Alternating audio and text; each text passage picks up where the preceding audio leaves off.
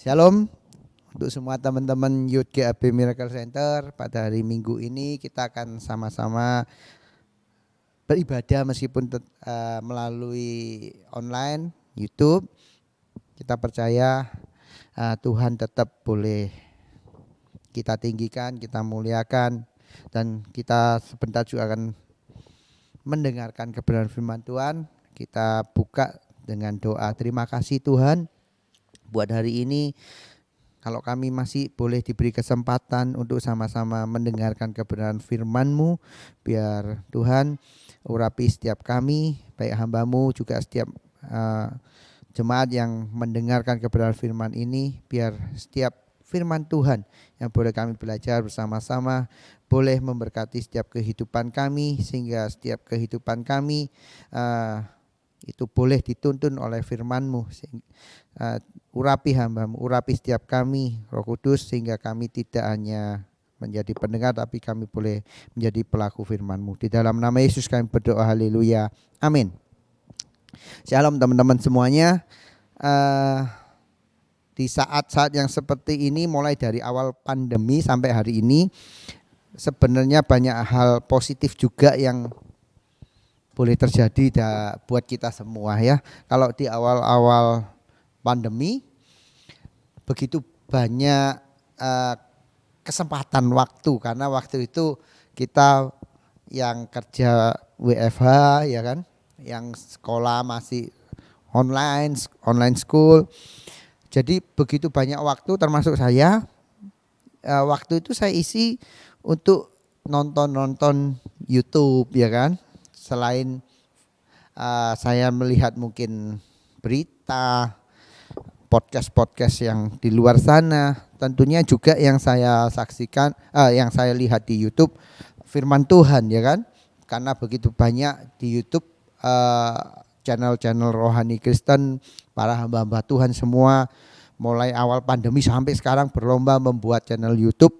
Mereka isi dengan kebenaran firman Tuhan. Ini hal yang positif mungkin yang kita dapat di waktu pandemi ini ya.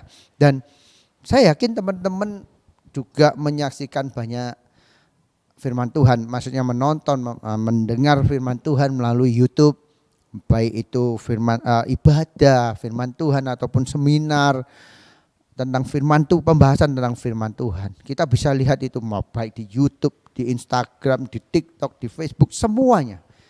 Ini boleh menjadi sarana untuk kita mendapatkan asupan firman Tuhan ya.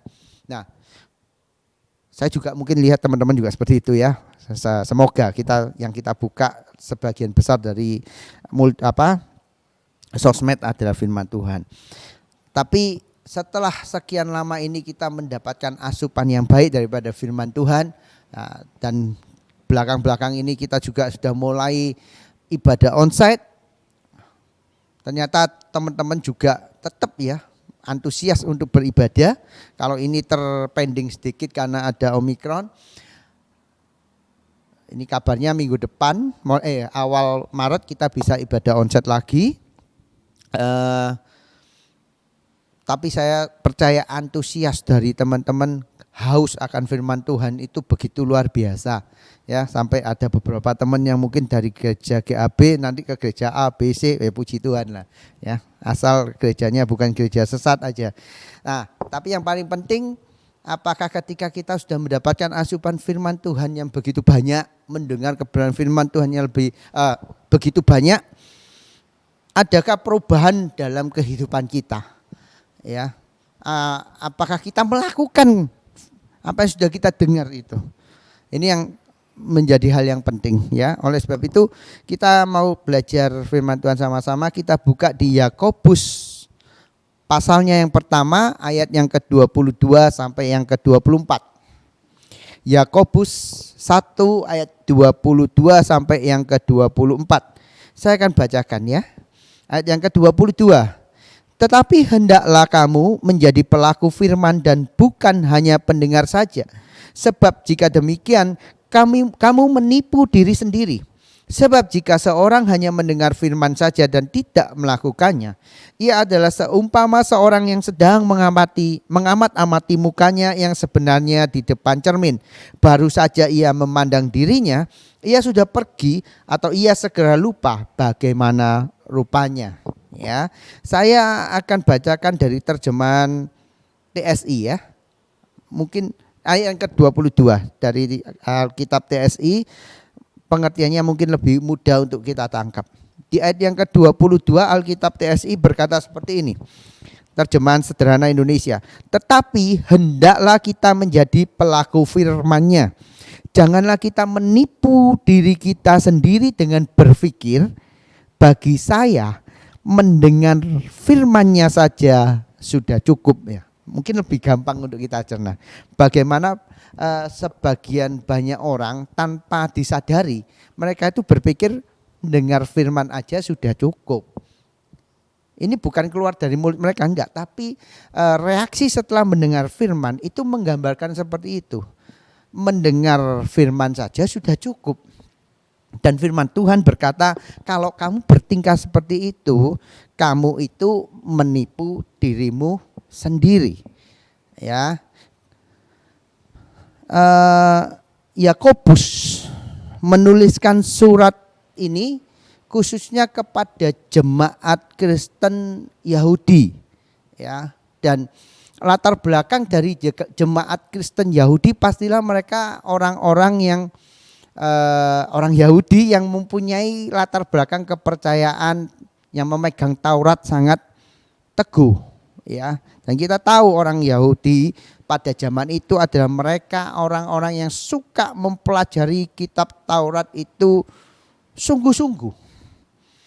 Mereka akan begitu antusias untuk belajar, dimulai dari masa kecil sampai mereka dewasa akan Taurat itu. Dan Yakobus paham kebiasaan dari adat istiadat Yahudi itu terbawa sampai mereka pun ketika mereka orang-orang Yahudi ini menerima Yesus sebagai Tuhan dan Juru Selamat dalam kehidupan mereka. Yakobus memberikan pesan, kamu itu jangan cuma mendengar, belajar firman aja, tapi hendaknya kamu menjadi pelaku firman itu sendiri. Ini latar belakang daripada kitab ini, ayat ini keluar, ayat ini ditulis oleh Yakobus. Ya, karena firman Tuhan juga berkata, Yesus berkata, apa yang diajarkan ahli Taurat, ya, yang diajarkan baik, tapi kerjakan juga. Parahnya orang-orang Farisi, ahli Taurat itu mereka mengajarkan hal-hal yang baik, tapi mereka sendiri tidak melakukannya. Nah, ini yang dikhawatirkan mungkin oleh Yakobus, bahwa jemaat Kristen Yahudi itu cuman gemar belajar firman Tuhan, tapi tidak melakukannya. Ya, ayat ini kalau kita mau baca di Matius, kita mau bandingkan dengan Matius 7, di mana Yesus berkata, berbahagialah orang yang mendengar dan melakukan firman. Ya, kalau kita belajar itu kata mendengarnya memang beda sih ditulis kata Yahudi. Tapi kalau kita baca di Matius 7, kata mendengar itu bisa berarti bukan cuma mendengar toh, tapi memahami dan melakukannya. Memahami, mengerti. Memahami sampai mengerti. Hendaknya kita teman-teman kalau hari ini senang lihat YouTube firman Tuhan, senang beribadah, senang dengarkan firman Tuhan, hendaknya bukan cuman mendengar, tapi mau benar-benar belajar sampai memahami. Ya.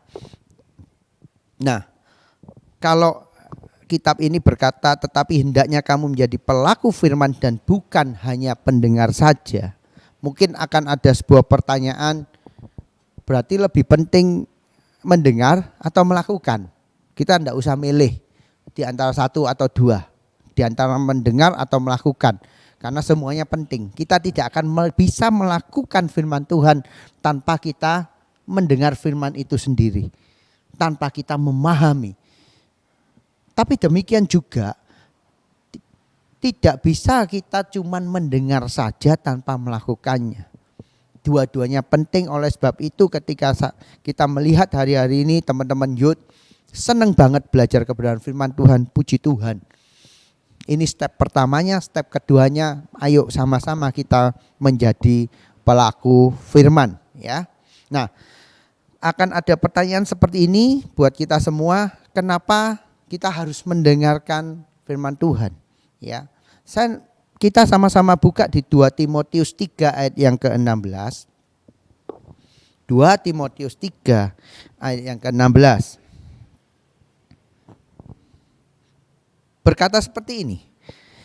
Segala tulisan yang diilhamkan Allah memang bermanfaat untuk mengajar, untuk menyatakan kesalahan, untuk memperbaiki kelakuan, dan untuk mendidik orang dalam kebenaran.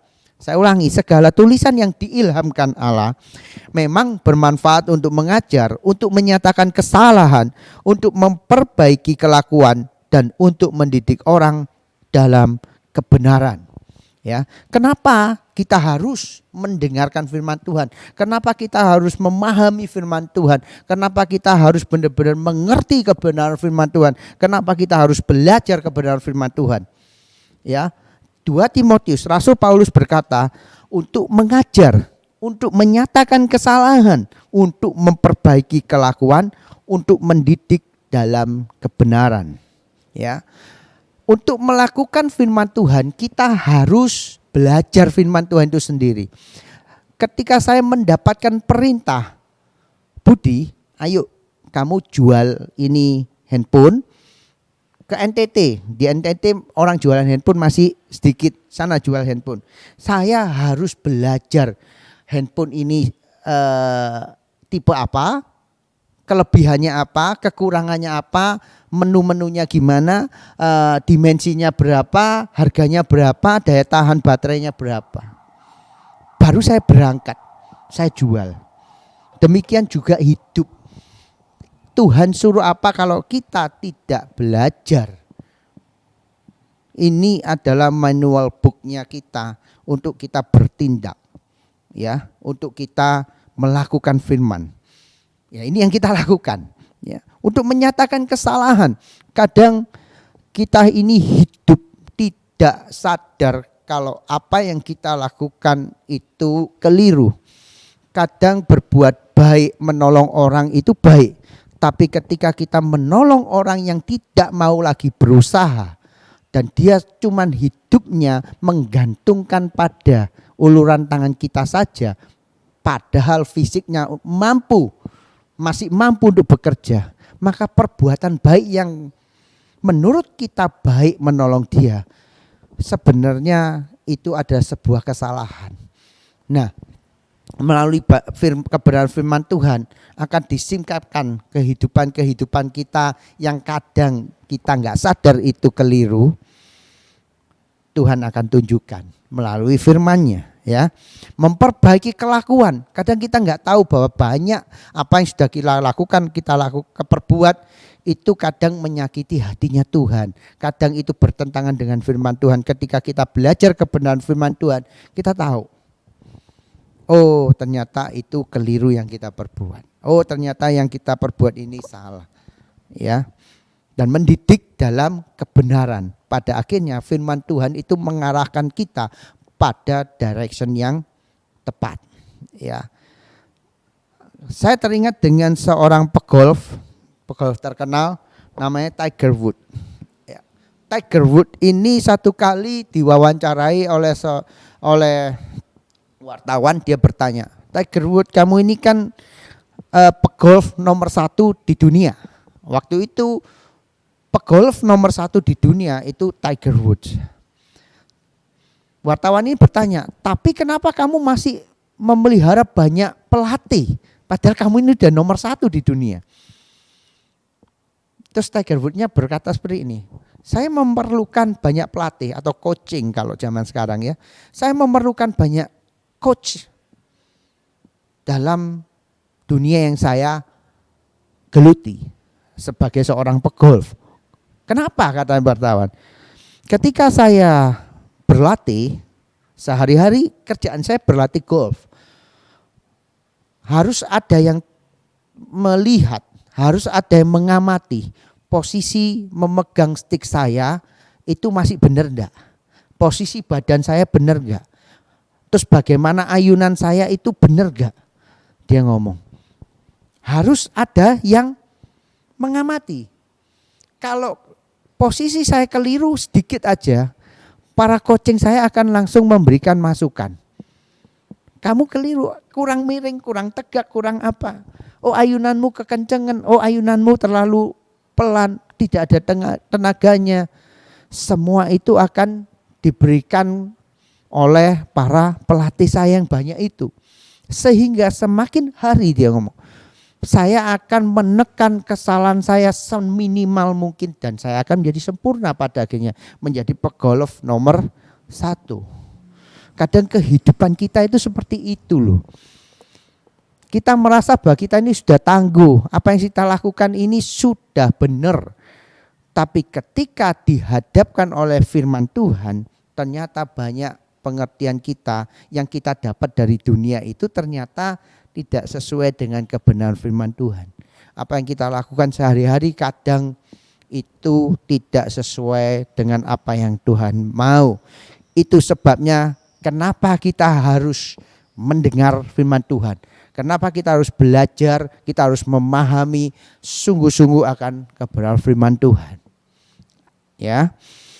Nah, pertanyaan keduanya mungkin akan keluar seperti ini. Kenapa harus menjadi pelaku firman?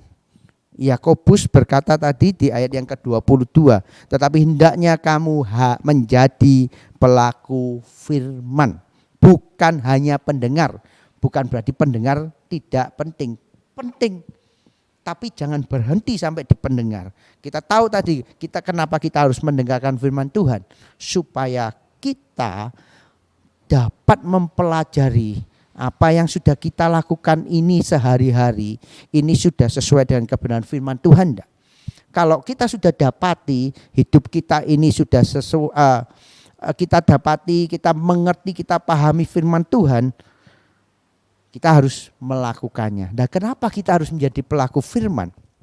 Kita sama-sama buka di Matius 7, tadi saya sudah sebut di depan, Matius 7 ayatnya yang ke-24 sampai yang ke-25.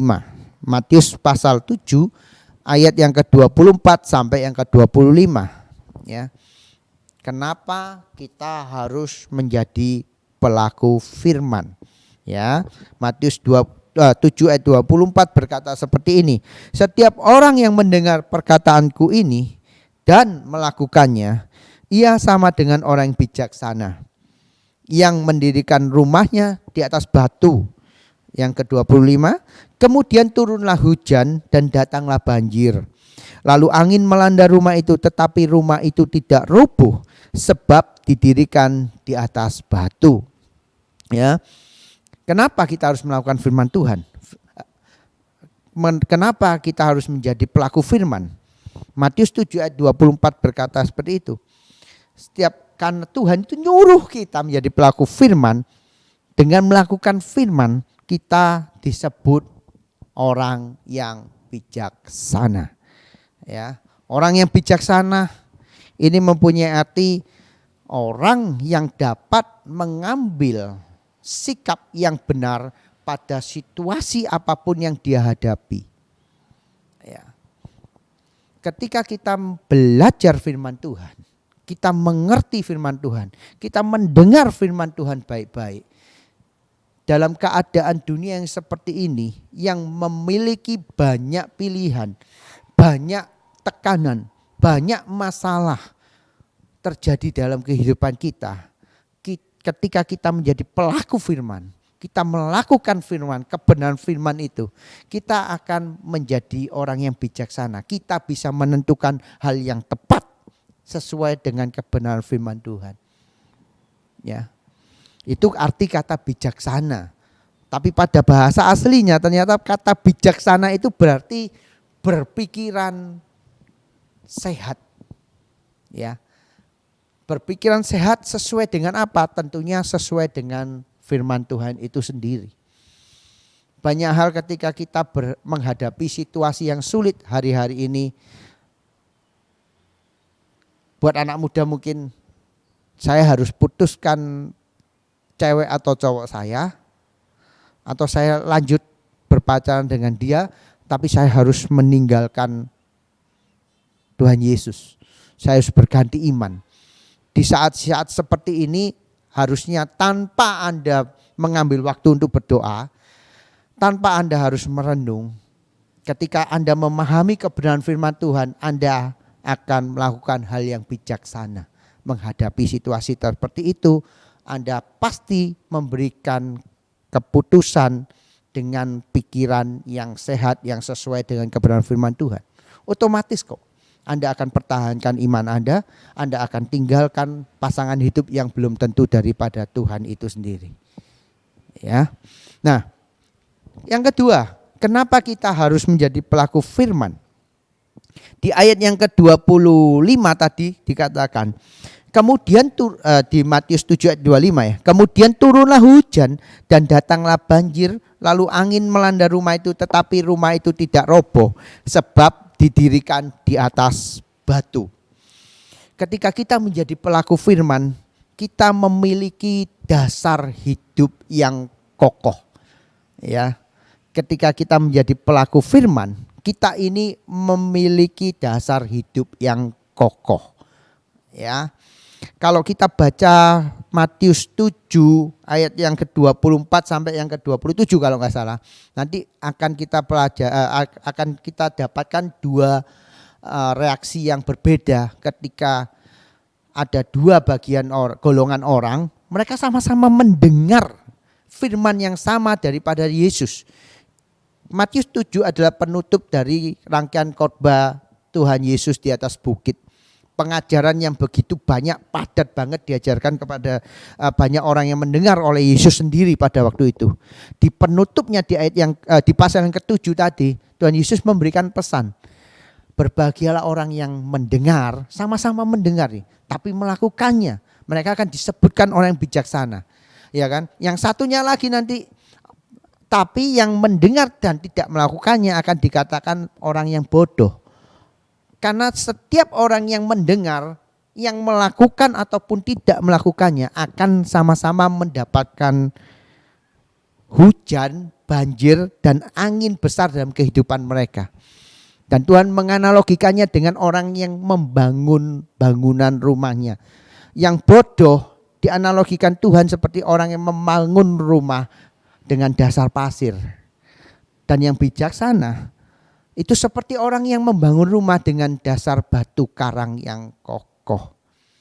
Semua orang hari ini, mau kamu orang Kristen ataupun tidak orang Kristen, mau percaya Yesus ataupun tidak percaya Yesus, semua orang akan mendapatkan angin badai hujan sendiri-sendiri dalam kehidupannya. Ada tidak ada pandemi, setiap orang akan dihampiri masalahnya sendiri-sendiri.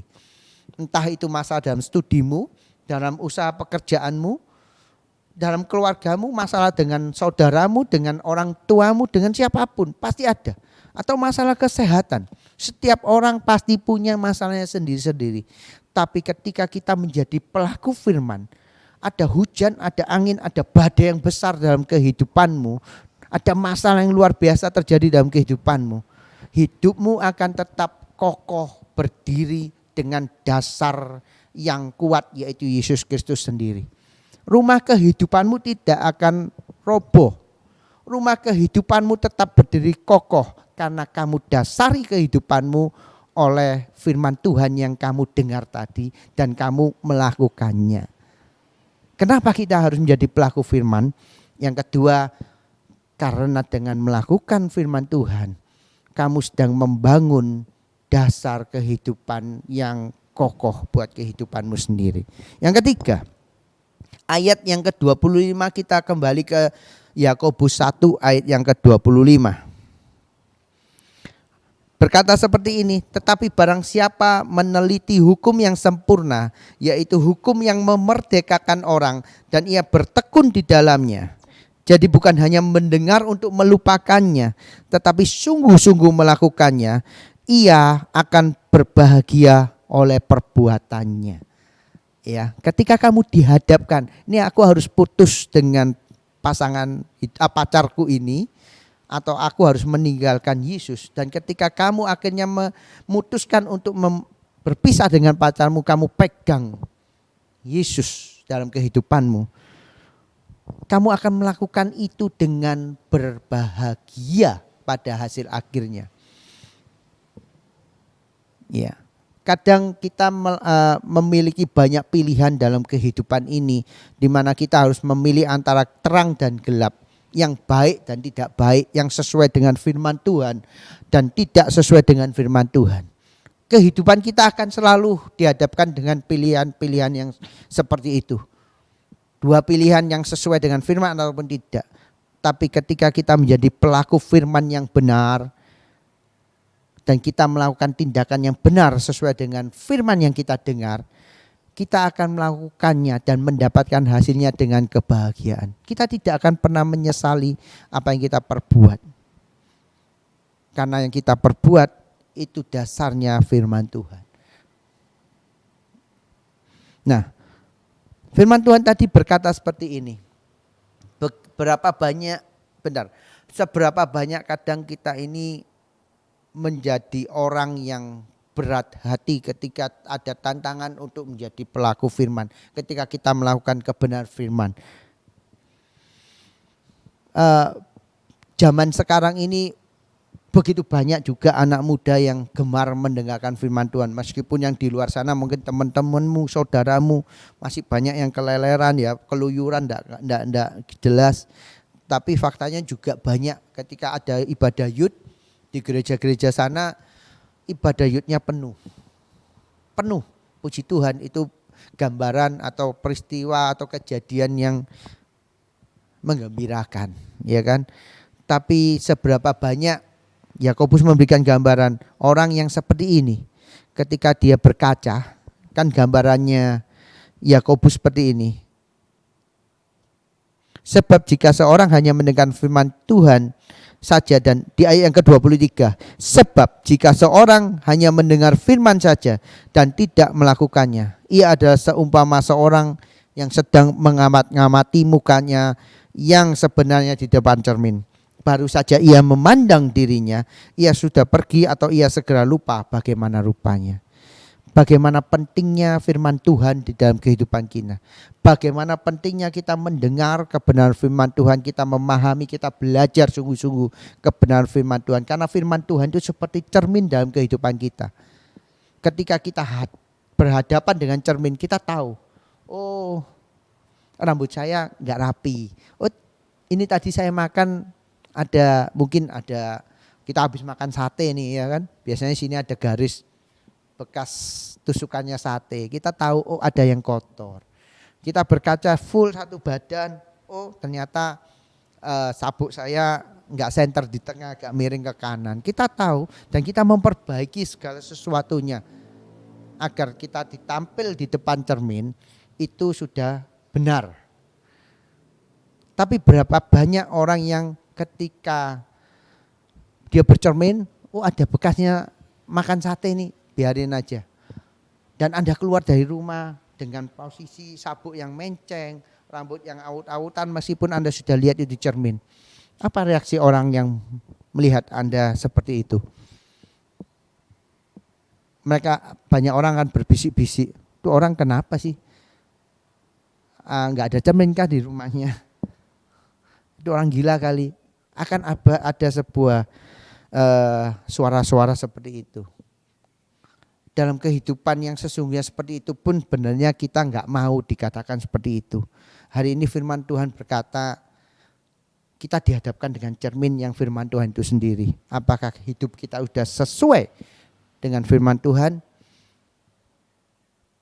Itu bisa kita buktikan kalau kita menjadi pelaku firman. Hari ini teman-teman semua Youth GAP Miracle Center, kembali kita diingatkan oleh kebenaran firman Tuhan. Jadilah pelaku firman, bukan hanya mendengar saja. Apakah mendengar terus jadi tidak penting? Sama pentingnya. Tapi mendengar akan jadi sia-sia. Belajar firman Tuhan akan menjadi sia-sia kalau kita berhenti sampai belajar dan mendengar saja tanpa kita menjadi pelaku firman. Saya mengajak semua teman-teman di GAB Miracle Center, di GAB Youth Miracle Center, ayo dengan semangat yang begitu besar yang ada dalam kehidupan teman-teman youth, Anda boleh belajar begitu dalam kehidupan youth Anda, firman Tuhan, belajar terus. Mari kita menjadi pelakunya, sehingga setiap orang yang melihat kehidupan teman-teman youth, mereka melihat Yesus dalam hidup Anda. Mereka memuliakan Yesus dalam kehidupan Anda. Karena kehidupan Anda, tingkah laku Anda, perbuatan Anda, perkataan Anda, pemikiran Anda, ketika semua didasari dari apa yang Anda dengar akan kebenaran firman Tuhan, maka semuanya yang keluar adalah pemikiran Yesus. Apa yang sudah Tuhan Yesus teladankan, perbuat, perkataan Yesus yang keluar dalam perkataan Anda. Dan orang yang melihat hidup Anda, mereka akan memuliakan nama Tuhan. Bukankah ini yang harusnya menjadi tujuan dari kehidupan setiap kita? Kita mendengar, kita menjadi pelaku firman supaya nama Tuhan ditinggikan atas kehidupan kita. Saya kira sekian kebenaran firman Tuhan. Biar firman Tuhan ini bukan cuman berhenti sampai menjadi rema saja, tapi menjadi bekal kita untuk melakukannya dalam kehidupan kita, sehingga kehidupan kita semakin hari semakin berbuah-buah lebat, nama Tuhan ditinggikan atas kehidupan kita. Mari kita tutup dengan doa. Syukur terima kasih Tuhan buat kebenaran firman-Mu siang hari ini. Seberapa banyak yang sudah kami mengerti dan kami pahami akan kebenaran firman-Mu. Bukan hari ini aja firman yang kami dengar, tapi seberapa lama kami semua jadi orang Kristen, seberapa banyak itulah yang sudah kami dengar kebenaran firman Tuhan dalam kehidupan kami. Roh Kudus mampukan setiap kami, bukan berhenti sampai kami mengerti akan firman-Mu, tapi Roh Kudus memampukan kami untuk kami menjadi pelaku-pelaku firman-Mu. Sehingga dalam setiap aspek kehidupan kami, mau kami ini sebagai seorang pelajar, pekerja, mungkin kami ini sebagai istri, suami, orang tua, anak, dalam setiap tindakan, perkataan, pemikiran, perbuatan kami, semuanya boleh didasari dari firman Tuhan yang kami dengar dan kami pelajari, sehingga melalui kehidupan kami nama Tuhan boleh ditinggikan dan dimuliakan. Terima kasih Tuhan, mampukan kami Roh Kudus. Terima kasih Tuhan buat penyertaan Tuhan yang begitu dahsyat dan luar biasa di dalam kehidupan setiap kami. Kalau kami hari ini boleh ada, semua karena anugerah Tuhan. Kalau kami hari ini boleh ada bersama-sama beribadah meskipun kami masih melalui online, semua anugerah Tuhan. Terima kasih Tuhan. Terima kasih Tuhan. Biar firman Tuhan ini boleh menjadi bekal dalam kehidupan kami, mengiring Tuhan, sehingga melalui kehidupan kami nama Tuhan ditinggikan. Di dalam nama Yesus kami berdoa, kami mengucap syukur. Haleluya. Amin. Tuhan Yesus berkati.